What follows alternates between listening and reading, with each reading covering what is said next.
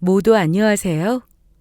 저는 30대 중반의 여성으로 제가 경험했던 엄청난 사연을 여러분께 꼭 말씀드리고 싶어 이렇게 사연을 보내게 되었습니다. 저의 직업은 의사로 전 5년 전 한 대학병원에서 레지던트로 근무를 하고 있었습니다. 그때 하필 사랑하는 소중한 저의 엄마를 떠나보내야 했죠. 사실 저희 엄마는 저를 키우면서 남들보다 많은 고생을 하셔야 합니다. 왜냐하면 엄마는 제가 태어난 갓난쟁이 시절부터 아빠 없이 혼자 저를 키우셨거든요. 여자 홀로 아이를 키운다는 것이 쉬운 일이 아니었기에 정말 눈물로 저를 키웠다고 해도 과언이 아닐 것입니다. 그런데 엄마가 돌아가시고 저에게 아주 뜻밖의 일이 일어납니다. 엄마의 이야기로 돌아가신 줄 알았던 아빠가 살아서 제 앞에 나타났으니까요. 하지만 아빠는 저희 엄마의 원수나 다름없는 인간이었습니다. 그래서 저는 돌아가신 엄마를 대신해 아빠에게 피눈물 나는 제대로 된 복수를 하게 되는데요. 지금부터 여러분께 제가 경험했던 그 사연을 전해드리고자 이렇게 글을 적습니다. 엄마는 홀로 저를 키우면서 말 못할 고생을 정말 많이 하셨던 분입니다. 23살 젊은 나이 저를 낳고 먹여 살리기 위해 굳은 일도 마다하지 않고 하셨으니까요. 제가 갓난쟁이일 때는 저를 돌보며 제 분유값과 기저귀 값을 벌어보겠다고 쇼핑백 접는 일이며 구슬 끼기 일이며 집에서 할 수 있는 일은 닥치는 대로 다 하셨습니다. 엄마는 하루 종일 굶어 맹물로 배를 채우셨어도 절대 저는 굶기지 않으셨던 분이었으니까요. 그나마 다행이라면 제가 100일이 되던 때부터 엄마가 힘든 쇼핑백 접는 일과 구슬 끼기 일을 더는 하지 않아도 되었다는 거예요. 저희 엄마는 미싱을 하실 줄 알았는데 아빠와 맞췄던 결혼 반지를 팔아 미싱을 사서 집에서 일을 받아서 하게 되셨거든요. 그 덕분에 저의 갓난쟁이 시절 위태로웠던 저희 두 모녀는 굶지 않고 살 수 있었습니다. 그렇게 세월이 흘러 엄마는 옷을 수선하는 수선집을 하며 자리를 잡게 되었고 저도 제법 머리가 좋은 편이라 의과대학에 붙어 들어가게 되었어요. 그래서 의대생이 된 저는 언제나 엄마의 자랑이자 기쁨이었습니다. 그렇게 세월은 흘러 저는 대학병원에서 수련의 과정을 마치고 레지던트 생활을 하고 있었습니다. 이제는 어엿한 의사로 엄마를 호강시켜 드릴 날도 얼마 남지 않았다고 생각했어요. 그런데 그때 제 인생에서 결코 일어나선 안 될 일이 벌어지고 맙니다. 저희 엄마가 시장에서 장을 봐오시다 차에 치여 교통사고로 돌아가시게 된 겁니다. 그때의 충격이란 정말 이루 말할 수가 없었죠. 온 세상이 끝난 것 같은 기분이었으니까요. 엄마의 장례식장에서 조문객도 제대로 받지 못하고 우두커니 앉아 하염없이 눈물만 흘렸습니다. 그런데 그날 정말 생각지도 못한 뜻밖의 일이 벌어지고 맙니다. 죽은 줄만 알았던 아빠가 제 앞에 나타났으니까요. 한 중년 남자가 하얀 상복을 입은 저를 보자마자 갑자기 껴안으며 오열하기 시작했던 겁니다. 아이고 불쌍한 내 딸. 네 엄마가 죽다니 이걸 어쩌면 좋으냐. 죄송한데 아저씨가 누구신데 이러세요. 갑자기 찾아와서 내 딸이라뇨. 저희 엄마가 아빠는 제가 태어나기도 전에 돌아가셨다고 했는데요. 그래, 네 엄마라면 너한테 그렇게 말할 수밖에 없었겠지. 네가 믿지 않을지도 모르겠지만 잠깐 이 사진 좀 봐주겠니? 그리고 중년 남성이 보여준 것은 엄마와 다정한 포즈로 손을 잡고 찍은 중년 남성의 젊은 시절 사진이었습니다. 제가 태어나기 전인 듯 엄마는 매우 앳된 모습이었어요. 유진아, 이래도 모르겠니? 내가 사실 네 아빠다. 이 사진은 네 엄마와 만나서 사귄 지 얼마 안 돼 찍은 사진이고, 사실 내가 너를 찾아오지 못했던 것은 그동안 너한테 말 못할 사정이 있었단다. 이해해 주렴. 그러면 정말로 아저씨가 제 아빠란 말씀이세요?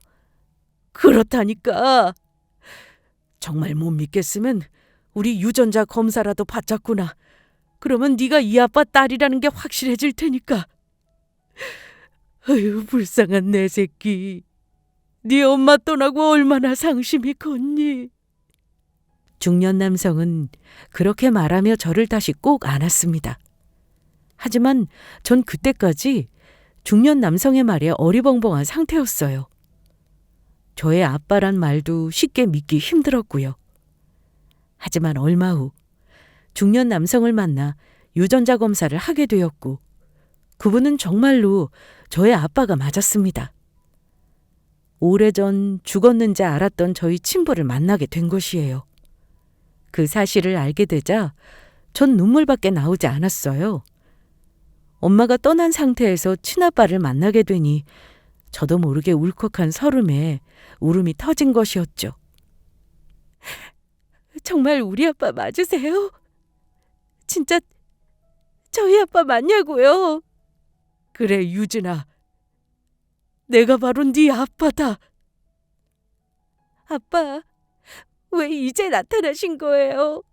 엄마랑 제가 얼마나 고생하며 살았는데 왜 이제야 나타났냐고요? 아빠가 미안하다. 그때는 그럴 수밖에 없는 사정이었어. 나중에 아빠 집으로 찾아오면 이 아빠가 모든 걸 설명해 주마. 아빠! 그리고 알게 된 사실인데, 저희 친아빠도 저처럼 의사였습니다. 서울에서 제법 큰 병원을 운영하고 계시더라고요. 아빠의 지금 상황만 보면 저와 엄마랑 헤어질 이유가 없어 보였습니다. 그래서 무슨 이유로 저희 엄마가 아빠를 죽었다고 하고 절 키우게 되었던 것인지 그 이유가 매우 궁금했습니다. 저희 엄마가 교통사고로 갑작스럽게 세상을 떠났기에 어떠한 자세한 이야기도 들을 수 없었으니까요. 그렇게 찾아가게 된 아빠 집은 보통 사람은 평생 살아보기도 힘든 정말 좋은 개인주택이었습니다. 그리고 그곳에선 또 다른 가족이 저를 기다리고 있었어요. 바로 저의 친할머니였죠. 할머니는 제가 도착했다는 소리에 현관문 앞을 버선발로 뛰쳐나오시더라고요. 들어보니 아빠와 결혼하셨던 아내분은 몇 년 전 암으로 세상을 떠났다고 했습니다. 이래서 피는 못 속인다고 하나 보다. 아이고, 자랑스러운 내 새끼. 그런 어려운 형편에서 어떻게 의사가 된 거야? 정말 대견하고 신통하다. 앞으로 아무 걱정하지 말아라. 이 할미랑 아빠랑 오순도순 행복하게 살자. 할머니 안녕하세요. 할머니 손녀 이유진이라고 해요. 처음 뵙겠습니다. 저는 아빠와 할머니의 안내로 거실로 가 앉게 되었고, 망설이지 않고 제가 궁금해했던 진실에 관해 묻게 됩니다. 그런데 아빠, 저 궁금한 게 있어요. 그래, 뭐든지 물어봐라. 엄마랑은 왜 헤어지신 거예요? 엄마가 아빠가 돌아가셨다고 해서 전 그렇게만 알고 있었거든요. 그래서 엄마랑 아빠 두 분께 무슨 일이 있어서 그랬는지 알고 싶어요. 사실 그때 너희 엄마랑 나는 정말 깊이 사랑하는 사이였다. 그래서 우린 미래까지 약속했었어. 그런데 너희 외할아버지가 우리 둘 사이를 반대하지 뭐냐. 네? 저희 외할아버지가요? 그래. 네 엄마가 어떻게 말했을지 모르겠지만 네 외할아버지가 우리 두 사람의 결혼을 많이 반대했었다. 지금이야 이 아빠가 의사로 성공해 번듯하게 잘 살고 있지만 그때까지만 해도 전혀 그렇지가 않았거든. 그래서 결국 우리 둘은 네 외할아버지를 피해 도망가서 짧은 시간이었지만 부부로 같이 살았었다. 비록 혼인신고는 못했지만 교회에서 간소하게 결혼식도 올렸고, 그런데 어떻게 알았는지 네 외할아버지가 거기까지 찾아와서 네 엄마를 억지로 데려갔다. 그 후 난 네 엄마를 다시 볼 수 없었고, 그때 네 엄마가 널 임신한 상태였다는 걸 알았다면 어떻게든 네 외할아버지한테 엄마를 데리고 왔을 텐데 아직 그 일이 마음에 걸리는구나. 아유, 불쌍한 내 아들. 그때 네 아빠가 네 엄마랑 헤어지고 얼마나 상심했는지 아니? 이 할미가 옆에서 보기에 안쓰러울 정도였어. 아빠와 할머니의 울먹이는 모습에 저는 그때 바보같이 두 사람의 말을 철석같이 믿어버렸죠. 조금은 의심을 해봤어야 했는데요. 사실 엄마가 저를 낳고 키울 때만 해도 외할아버지와 엄마의 사이가 많이 좋지 않았거든요. 그래서 아빠와 친할머니의 말을 그대로 믿어버렸던 거죠. 외할아버지가 저와 엄마를 용서하고 다시 받아준 것도 제가 초등학교 때로 그 후로는 정말 저를 많이 예뻐해 주시긴 했지만요. 하지만 외할아버지도 돌아가실 때까지 아빠에 대한 말씀은 이런 반고 없으셨습니다. 그런데 그때 대화 도중 할머니께서 저에게 생각지 못한 권유를 해오시더라고요. 그런데 유진아, 네가 이제 아빠도 없는 것도 아니고 요즘에는 호적 제도가 사라져서 호적이 아니고 가족관계 등록부인가 뭔가 그렇게 부른다는데 법적으로 어떤지 절차를 알아봐야겠지만 어찌되었든 그만 아빠 밑으로 네 호적을 옮기는 게 어떠냐. 네 성씨도 아빠가 박씨니까 엄마 성 말고 네 아빠 성으로 바꾸도록 하고, 하나밖에 없는 우리 아들 자식인데 당연히 성씨도 네 아빠를 따라야 하지 않겠어? 너 살던 집도 그만 정리하고 이 할미랑 아빠가 살고 있는 여기로 옮겨라. 그래, 이제는 그만 아빠 밑으로 들어와라. 이사하는 건 네가 병원에서 레지던트로 근무하느라 시간 내기 힘들 테니 아빠가 사람 불러 옮기도록 하마. 그러니 아무 걱정하지 말고. 저 두 분께 죄송하지만 그 부분은 좀 더 생각해 볼게요. 아무리 그래도 엄마 혼자 저 키우시느라고 평생 고생하며 사셨는데 돌아가신 지 얼마 안 돼서 아빠 성으로 바꾸는 건 아닌 것 같아서요. 평생 가지고 살던 성씨를 바꾸는 건데 저도 곰곰이 생각을 좀 해봐야 할 것 같아요. 아직 마음의 준비가 안 된 것도 있고요. 그리고 지금 살고 있는 집은 엄마랑 살던 소중한 추억이 묻어있는 곳이라 쉽게 정리하고 이사가기는 힘들 것 같아요. 엄마를 떠나보낸 제 마음이 어느 정도 정리될 때까지는 거기서 당분간 지내고 싶어요. 그런데 제 말에 할머니가 의외의 반응을 하시더라고요. 제 말은 누가 봐도 합당한 것일 텐데 꼭 제 말이 못마땅해 하시면서 화난 사람처럼 굴려고 하셨어요. 물론 아빠가 중간에 재빨리 말려서 상황이 진정되긴 했지만요. 뭐? 그 허름에서 다 낡아빠진 빌라가 뭐가 좋다고 계속 거기서 살겠다는 거니? 그리고 어차피 너는 우리 박씨 가문 사람인데 그게 무슨 소리냐? 어떻게 그것 성을 계속 따르겠다는 거야? 엄마, 그런 이야기는 나중에 나랑 하고 지금은 우리 딸 말대로 하는 게 좋겠어. 왜 이렇게 평소에 하지 않던 흥분을 하고 그러셔? 유진이 말대로 전부 쉽게 결정할 문제가 아니잖아. 유진이 엄마가 떠난 지 얼마나 됐다고. 유진이가 살던 집에 살면서 마음 정리할 시간은 줘야 하지 않겠어? 그리고 평생 쓰던 자신의 성을 버리는 건데 좀 더 고민하도록 둬야지. 유진이 엄마한테 그것이라니 엄마 말은 좀 조심하고. 그런가? 아유, 내가 나이가 들다 보니 말이 생각 없이 막 나왔나 보네. 유진아, 미안하다. 이 할미가 흥분해서 그만. 나이가 80이 넘다 보니 가끔 마음에도 없는 헛소리를 하게 된다. 그러니 마음 쓰지 말거라. 네, 할머니 실수로 그러신 건데 괜찮아요. 그래도 유진아, 이 아빠는 오랫동안 잃어버렸던 너를 다시 찾은 거니 아빠 집으로 이사하는 것도 호적 옮기는 것도 너도 한번 잘 생각해 주길 바란다. 네, 아빠 말씀 곰곰이 잘 생각해 볼게요. 신경 써주셔서 감사합니다. 하지만 그때까지는 조금 이상하다고 생각할 뿐 두 사람의 행동을 전혀 의심하지 못했어요. 두 인간이 인간 같지도 않은 쓰레기란 사실을 전혀 알지 못했던 겁니다. 하지만 얼마 후 뜻밖의 곳에서 아주 충격적인 진실이 밝혀지게 됩니다. 엄마의 유품을 정리하다가 엄마가 저를 임신했을 때 썼던 젊은 시절 일기장을 발견하게 된 것입니다. 갑작스런 교통사고로 엄마는 저에게 진실을 이야기해 주지 못하고 돌아가신 것이었죠.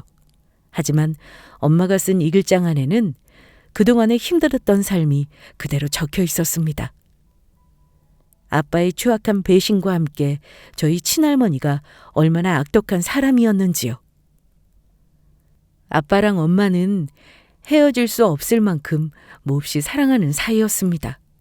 하지만 평범한 집안의 저희 엄마와 다르게 아빠는 그때부터 잘난 의사 집안 아들이라 시어머니의 반대가 심하셨어요. 그래서 아빠와 엄마는 어느 시골로 도망쳐 살게 됩니다.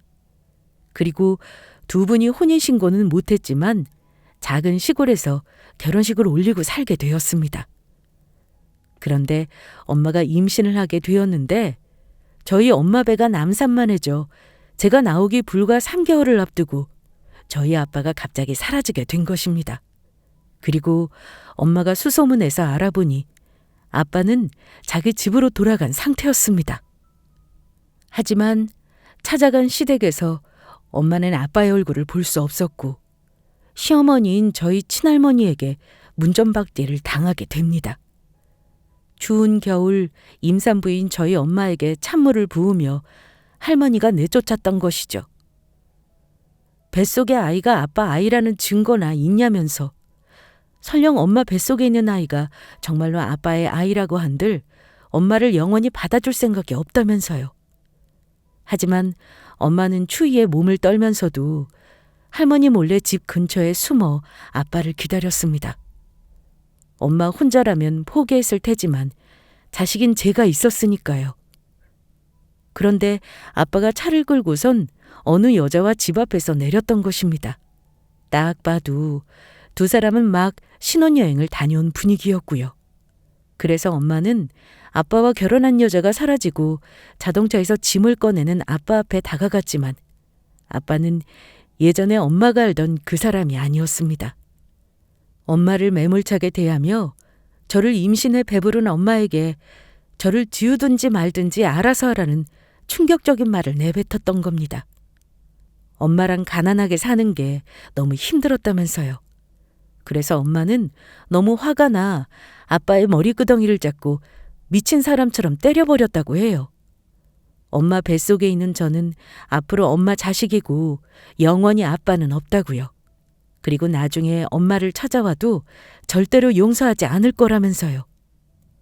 엄마의 일기장을 읽으며 알게 된 모든 진실에 전 아빠와 할머니 두 사람을 절대로 용서할 수 없었습니다.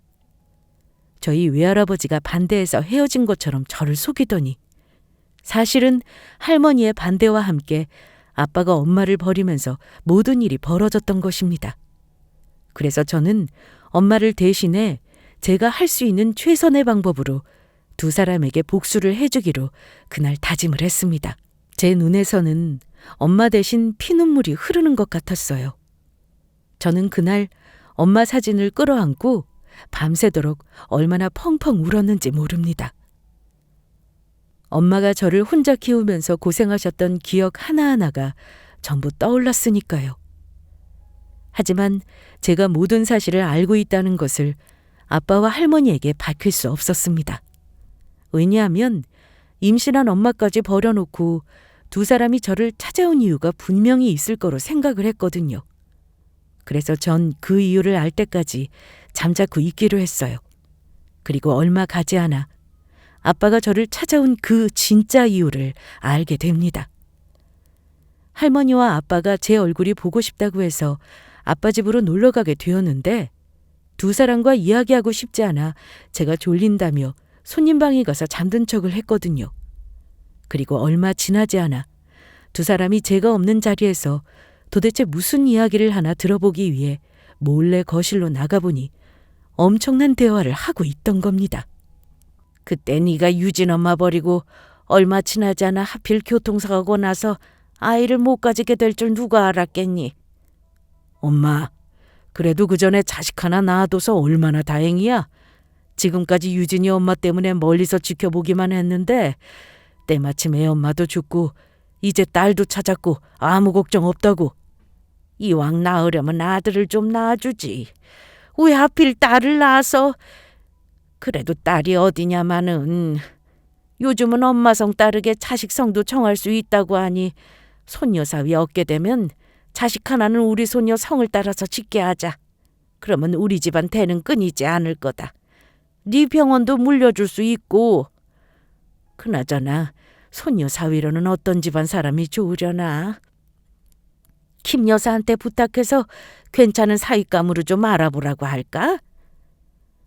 네 병원 물려받을 우리 의사 손녀 남편감인데 괜찮은 집 남자로 알아봐야 할 거 아니야. 이왕이면 돈 많은 집안으로. 엄마, 지금은 티내지 말고 가만히 있으셔. 너무 억지로 그러면 싫다고 도망갈 수도 있으니까 내가 잘 설득해서 우리 집안에 어울리는 남자로 만나게 할게.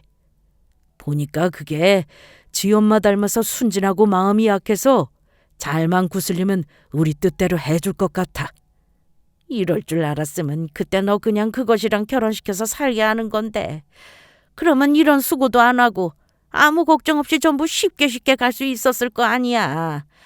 아유, 어린 거 비유 맞추게 생겼으니 이게 웬 고생이냐. 어쩐지 아빠 집에 왔을 때부터 다른 자식 이야기를 하지 않아 이상하다고 했더니 저 말고 아빠에게는 다른 자식이 없었던 겁니다.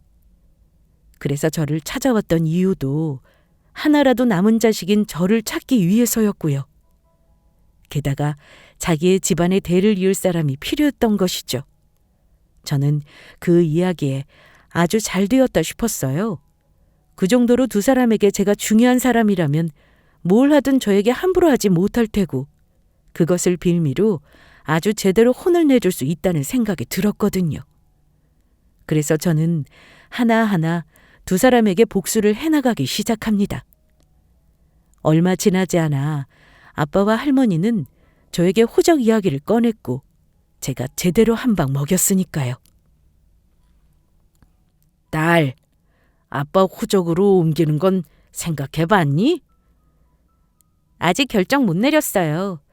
이건 저 혼자만의 생각인데 이대로 그냥 평생 엄마 성씨로 계속 살아도 좋을 것 같기도 해요. 이게 무슨 소리야? 네 엄마 성씨로 계속 살아? 네.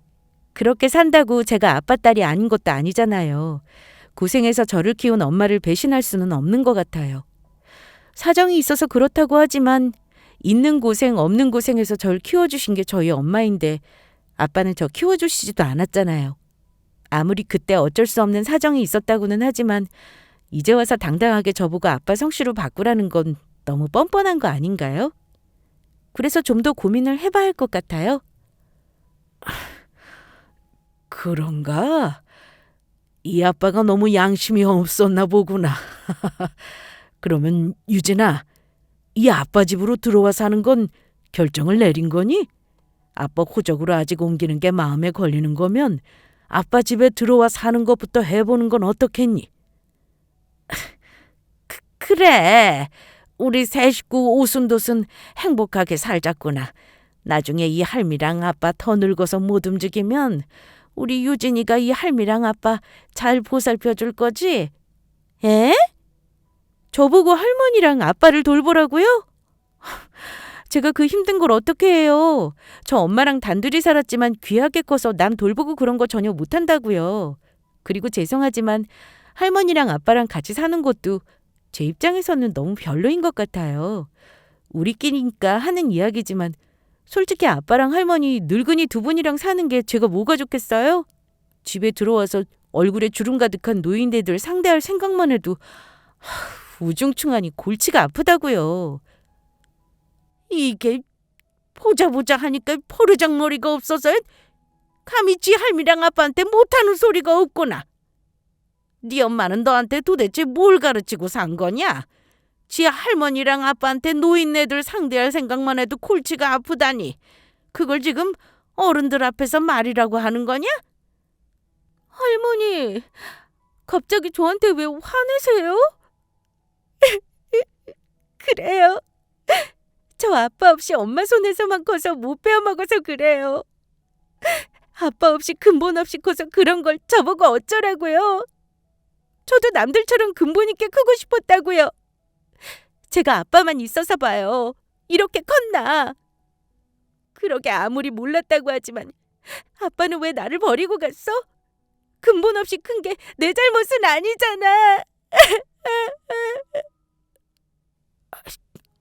엄마, 왜 하나밖에 없는 내 딸 울리고 그래? 왜 애 아픈 곳을 건드리냐고? 유진아, 아빠가 미안하다. 그러니까 그만 마음 풀거라.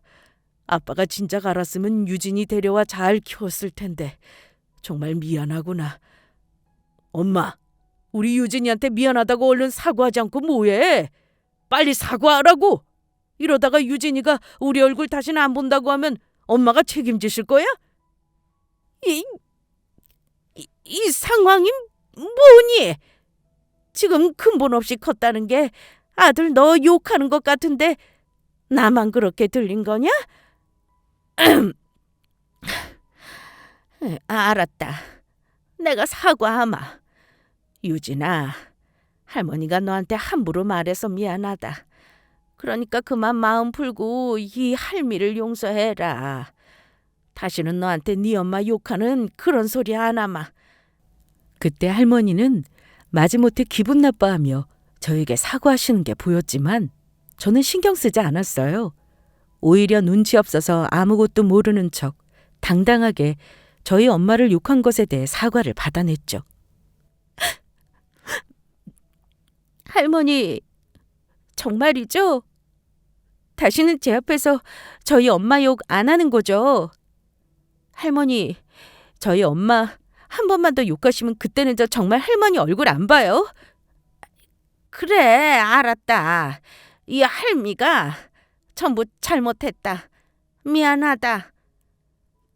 그러자 할머니가 화를 참느라 얼굴에 경련이 일어나는 게 보이더라고요. 그래서 속으로 아주 쌤통이다라고 생각했죠. 그러던 어느 날 아빠가 오랜만에 제가 쉬는 날 밥을 사주겠다면서 저를 고급 레스토랑으로 부르시더라고요. 그리곤 저의 눈치를 살피다 조심스럽게 이야기를 꺼내셨습니다. 딸, 그런데 너 아직 만나는 남자 없지? 만나는 남자는 왜요? 이 아빠가 우리 딸 좋은 집안 남자랑 중매 좀 서줄까 해서 그렇지. 아빠가 소개시켜준 남자랑 선보는 건 어떻겠냐? 선이요? 이렇게 갑자기요? 그래. 사실은 아빠가 네가 걱정할까 봐 말하지 못했는데 아빠 병원이 빚이 많아져서 당장 갚지 않으면 넘어가게 생겼다. 그래서 갑자기 큰 돈이 필요해졌어. 그런데 마침 아빠 아는 사람 중에 돈 많은 사업하는 집안이 있는데 네 이야기를 했더니 아주 마음에 들어 하면서 하나뿐인 자기 아들 며느리로 삼고 싶다고 하지 뭐니.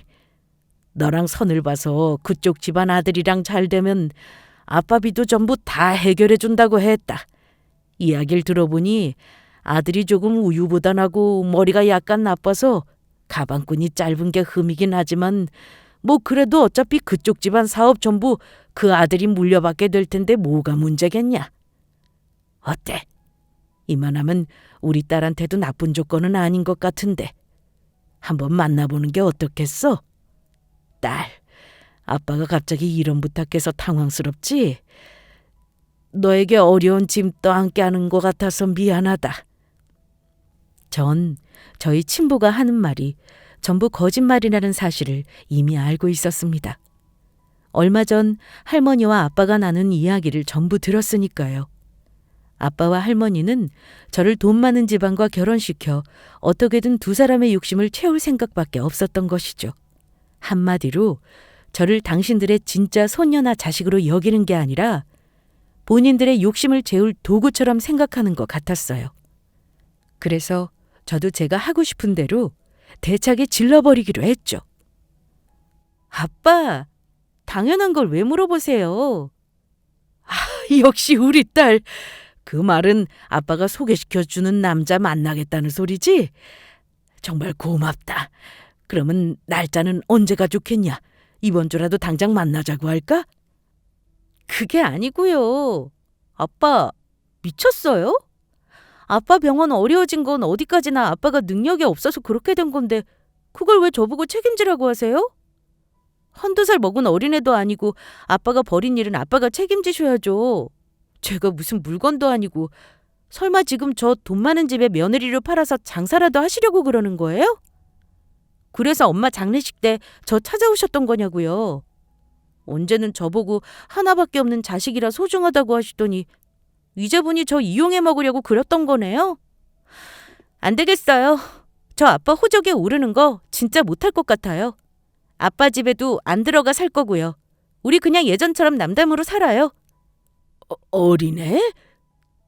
돈 장사? 아니다.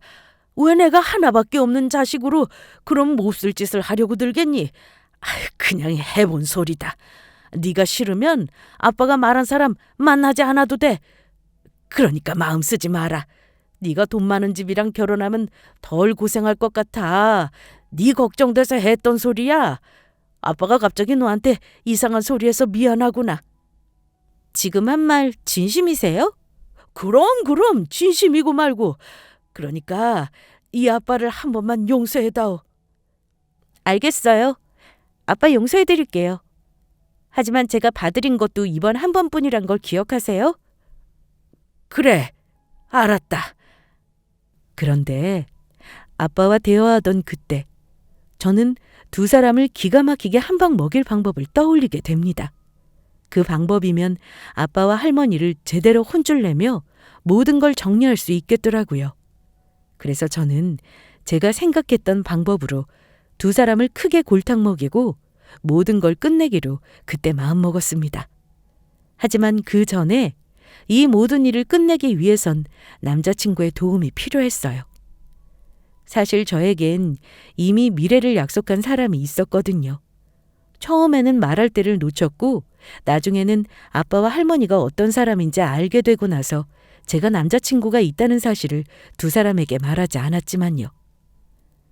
남자친구는 저와 같은 대학병원 의사로 같이 일을 하다가 자연스레 가까워져 연인 사이가 되었습니다. 이미 엄마가 살아계실 때 남자친구와 결혼을 약속하고 양가 부모님들께서도 상견례까지는 아니지만 미리 인사를 마친 상태였고요. 그래서 예비 시부모님께서도 저희 사정에 대해 누구보다 잘 알고 있었어요.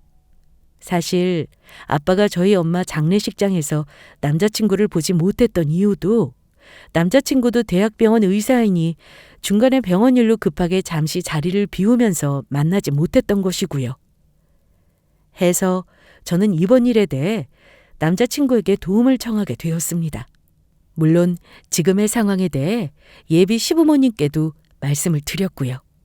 그러자 예비 시부모님께서도 저희의 일에 가슴 아파하시면서 본인들의 일처럼 같이 화를 내주셨습니다.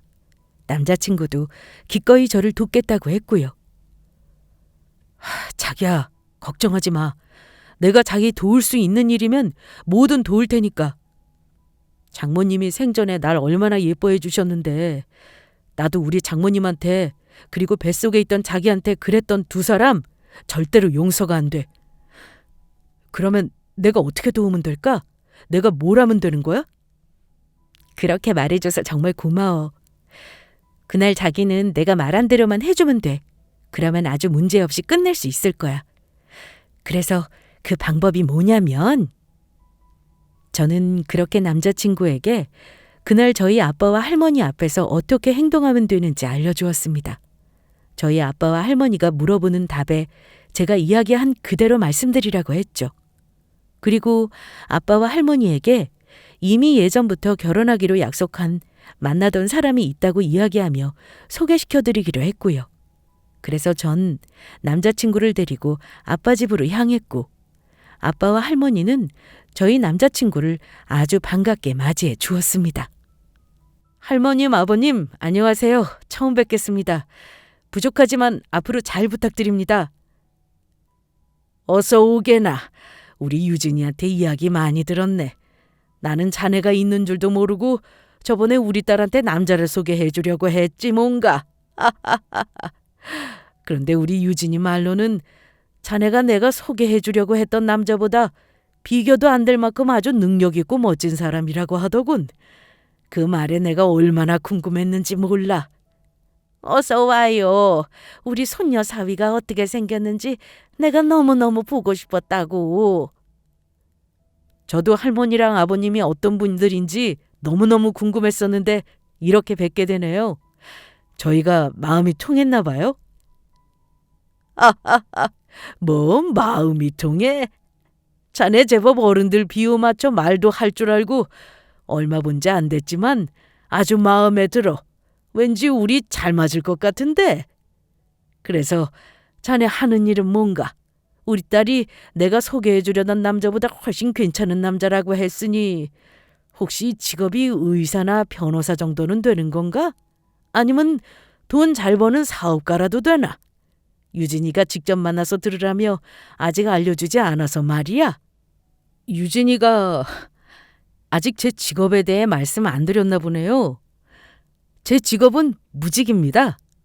제가 직업이 없는 백수라서요. 뭐라고? 직업이 없어? 예, 제가 능력이 없어서 그런지 아무리 이력서를 넣어도 회사에 취직이 안 되더라고요.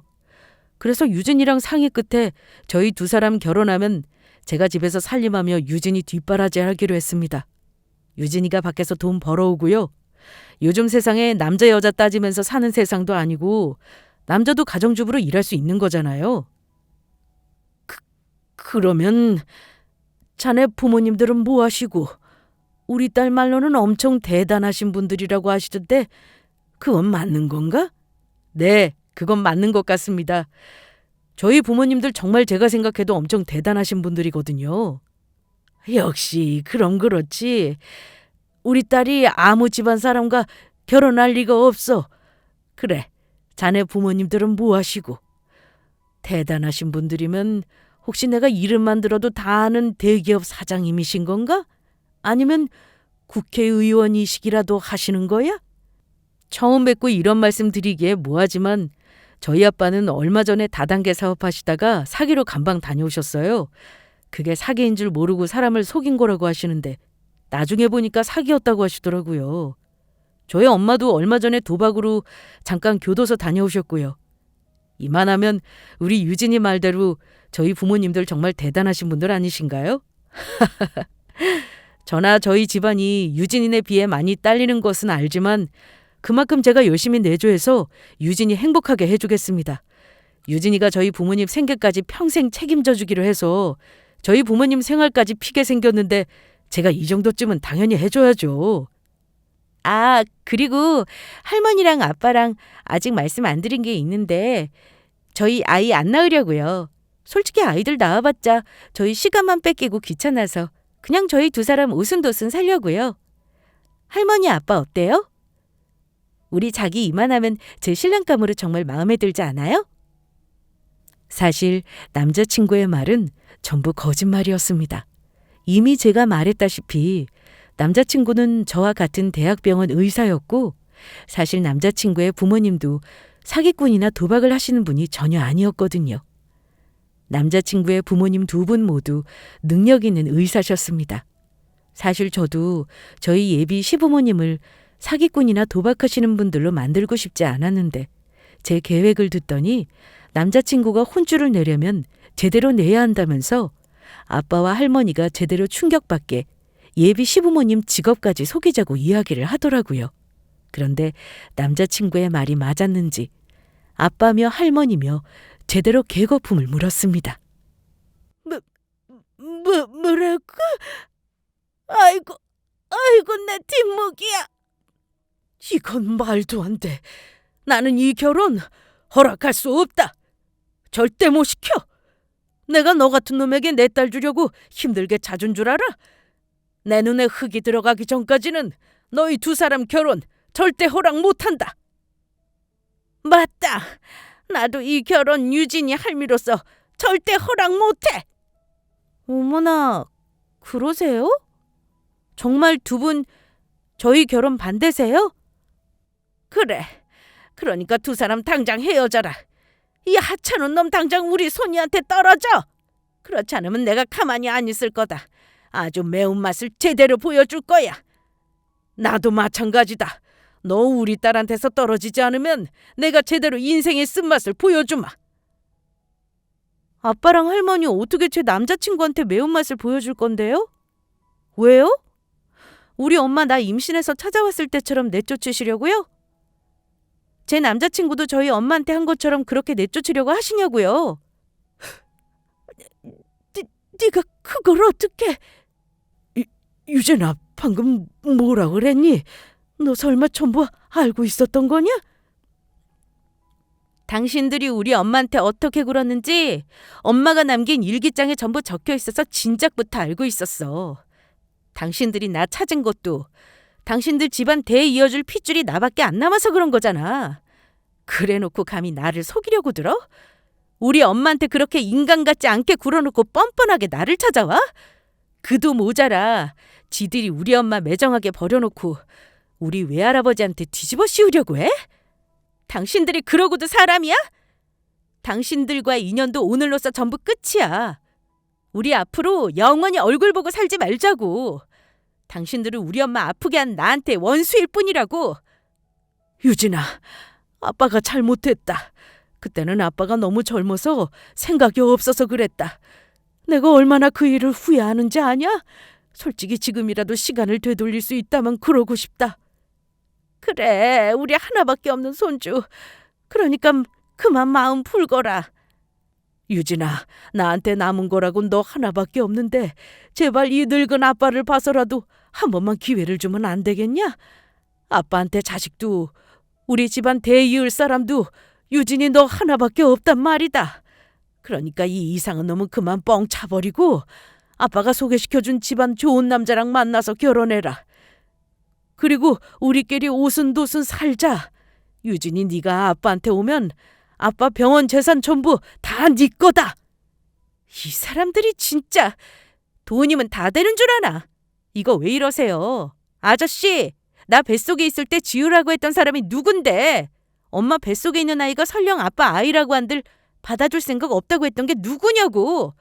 그리고 방금 전에 내가 한 말 벌써 잊었어? 아저씨도 저 이상한 정신 나간 할머니도 나랑 이제는 엮일 일 없을 남남이라고. 앞으로는 영원히 볼 일 없어. 내가 아저씨 호적에 오르는 일은 영원히 없다는 소리야. 난 우리 엄마만의 딸로 우리 엄마한테 받은 성 그대로 영원히 이씨로 살 거라고. 내 이름 석자 이유진으로. 오늘 찾아온 건 당신이랑 영원히 영 끊을 거니까 다시는 나 찾아오지 말라고 이야기하려고 온 거였어. 안 돼. 이럴 순 없어. 아이고, 이대로 우리 집안은 끝나버리는구나. 우리 아들 인생은 망했어.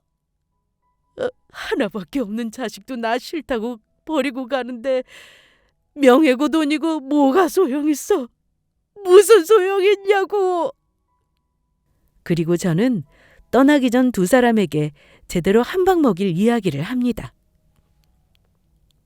그리고 그거 아나? 내 남자친구 사실은 나랑 같은 대학병원 의사야. 그리고 내 시부모님 되실 남자친구 부모님도 당신들보다 재산은 적을지 몰라도 더 유명하고 잘나가는 대학병원 교수님들이고. 그런데도 그분들은 우리 엄마가 나 혼자서도 포기하지 않고 키웠다고 하니까 대단하시다고 하더라. 혼자 날 이렇게 잘 키워놔서 너무 존경스러운 분이라면서 훌륭하다고 좋아하셨다고. 당신 같은 쓰레기들이랑 다르게. 어디 자식 하나 없이 두 사람 늙어 벽에 똥칠할 때까지 잘 살아봐. 당신들이 얼마나 큰 잘못을 저질렀는지 가슴에 새기면서. 저는 그날 아빠 집을 나온 후 남자친구 품에서 펑펑 울었습니다. 저희 엄마를 대신해 복수해주고 시원한 마음도 있었지만 저희 엄마 생각에 더욱 눈물이 나더라고요. 제가 상처받을까봐 그 많은 한들을 가슴에 꼭꼭 숨긴 채 오롯이 저를 위해 살아왔던 엄마에게 고맙고 미안한 마음뿐이었습니다. 하지만 그런 저에게 남자친구가 이야기를 해주더라고요. 엄마가 슬프지만은 않았을 거라고요. 저를 낳고 기르며 슬픔보다는 행복함이 많았을 거라면서 엄마의 삶이 헛되지 않도록 앞으로 함께 행복하게 살아가자고 그렇게 말했습니다. 남자친구의 말에 저는 큰 위로를 받았죠. 사실 엄마의 일기장에는 아빠와 할머니에게 당한 사연들 말고도 저에게 남긴 편지 한 장도 들어 있었거든요. 아마도 혹시라도 엄마가 모든 사실을 밝히지 못하고 떠났을 때를 대비해 저에게 남기신 것 같았어요. 사랑하는 딸 유진아, 엄마의 삶이 남들과는 많이 달라서 너를 많이 힘들게 했던 것은 아닌지 모르겠다. 아빠 없는 아이라고 친구들에게 놀림당할 때도 넌 아랑곳하지 않고 씩씩하게 잘 자라주었지. 그래서 그런 네 모습에 엄마가 얼마나 고맙고 미안했는지 몰라. 유진아, 사실 모든 걸 포기하고 싶었던 엄마의 삶 속에 유진이는 엄마의 유일한 희망이자 행복이고 버팀목이었어. 엄마 곁에 유진이가 있어서 엄마도 포기하지 않고 살아갈 수 있었던 것 같아. 엄마 딸 유진아, 엄마는 유진이를 만나 행복했으니 우리 딸도 엄마처럼 행복하게 잘 살았으면 좋겠다. 엄마가 어디에 있든 언제나 우리 딸 곁에 있을 거란 사실을 잊지 말고. 유진아, 다음 생이 있다면 그때도 우리 엄마랑 딸로 만나 다시 행복하게 살자. 언제나 엄마에게 자랑스러울 딸 유진아. 엄마가 영원히 사랑해. 그리고 전 몇 달 뒤 아주 기가 막힌 소식을 접하게 됩니다. 아빠 병원이 의료사고로 고소를 당해 환자들이 끊겨 문을 닫게 되었다는 것입니다. 수술실 간호사에게 대리수술을 맡겼다가 수술받은 환자에게 큰 후유증을 남겼다는 것이었죠. 그래서 결국 의사 자격 정지를 당하며 아빠 병원에서 수술하고 부작용을 호소하는 환자분들에게 줄줄이 소송을 당하게 되었다고 하더라고요. 그러다가 저희 아빠가 갑자기 뇌졸중이 오는 바람에 할머니가 아빠의 병수발을 하고 있다고 합니다.